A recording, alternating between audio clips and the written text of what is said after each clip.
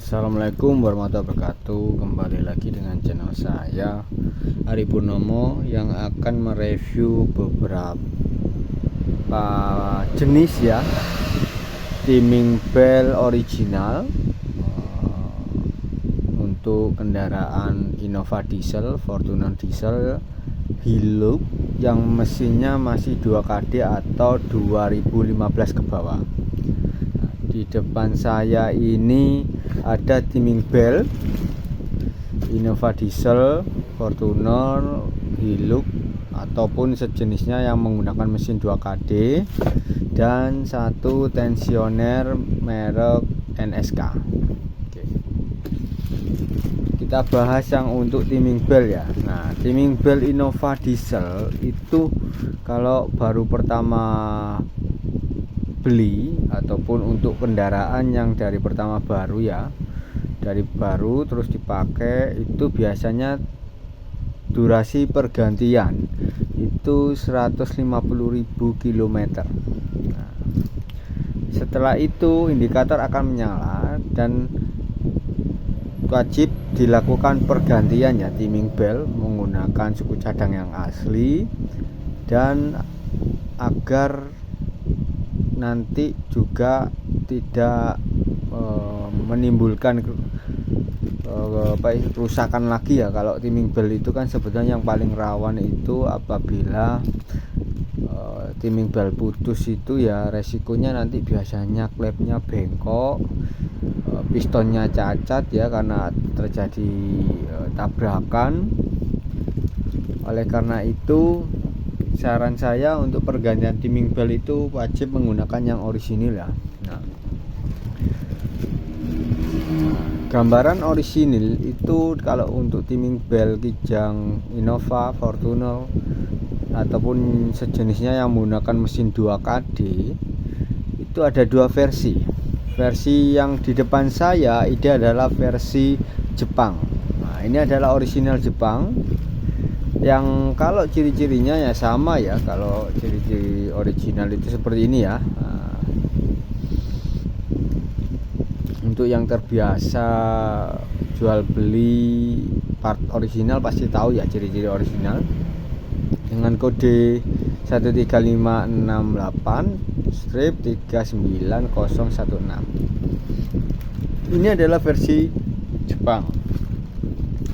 Tapi ada juga timing belt orisinil itu yang versi Thailand. Nah, versi Thailand itu juga orisinil ya. Jadi kalau kalian mau membeli timing belt itu yang pasti kalian harus tahu yang orisinil ada dua versi, yang versi Thailand sama versi Jepang.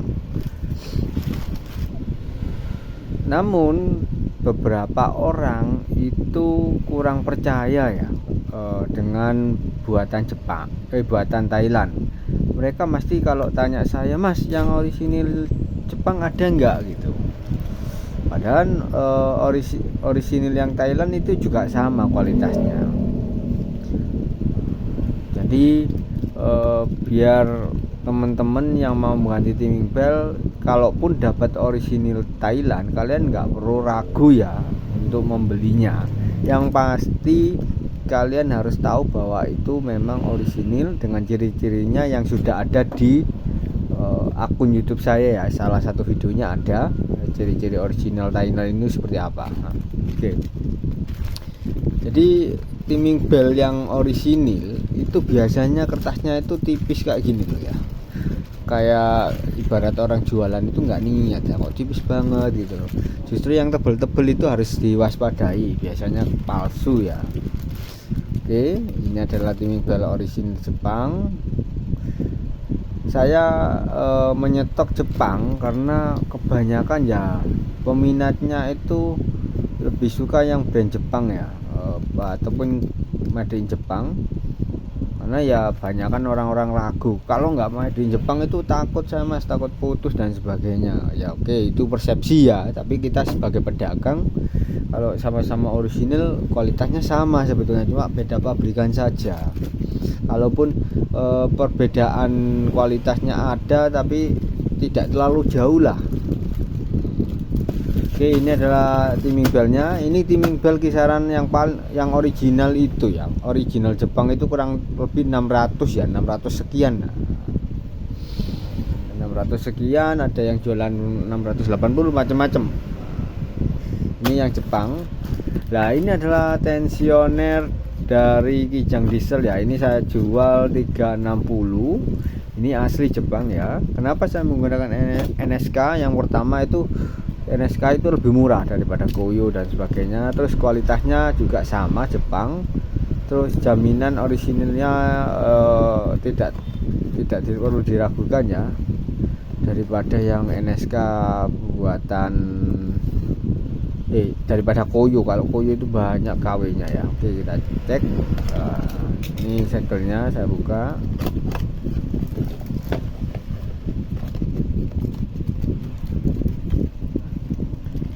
Ini biar masih teman-teman juga tahu ya bagaimana produk dari NSK. Ini adalah tensionernya ya. Resiko kalau kita mengganti timing bel tapi tidak mengganti tensioner itu biasanya berisik. Kadang itu ya biasanya orang itu kepingin menghemat ya, menghemat biaya ganti timing bel saja tanpa tensioner. Soalnya tensionernya masih bagus. Tapi ya nanti endingnya kalau sudah setengah pemakaian durasinya itu pasti oblak ya. Jadi saran saya kalau mengganti tensioner timing belt sekalian tensionernya, karena bengkel itu sebetulnya kebanyakan itu dihitung dari seberapa lama membuka partnya ya. Jadi kalau saya kemarin ganti timing belt Kijang Diesel itu ya 300.000. Saya ganti timing belt saja dengan water pump, dengan seal askruk, dengan bau bearing idle-nya sama tensionernya sama 300.000 karena sekali pengerjaan. Nah, kalau bengkel seperti itu ya sekalian aja, jangan menunda ya, karena resiko kalau kita gantinya niat berhemat itu biasanya ya tambah nggak karuan. Apalagi ini part vital ya, part vital itu kan nggak sepadan lah dengan biaya dikeluarkan kalau resiko putus ya. Klepnya itu berapa, belum lagi pistonnya, belum lagi kalau noken asnya patah, tambah mumet lah kalau tanpa diganti. Jadi itu ya tips buat kalian yang pengen mengganti timing belt Innova ya. Saya sarankan ya kalau kalian pengen Tokcer pakai yang kode seperti ini Jepang. Nah, kalau nggak ada versi Thailand juga boleh, tapi yang ori yang pastikan tensionnya segini, ciri-cirinya yang ori ya. Biayanya nggak terlalu mahal, under di bawah 1 juta kok yang orisinil itu. Jadi kalian nggak perlu takut ya untuk mengeluarkan uang 1 juta dengan resiko ya kalau kalian menggunakan yang barang KW itu kan nggak sepadan. Oke, itu saja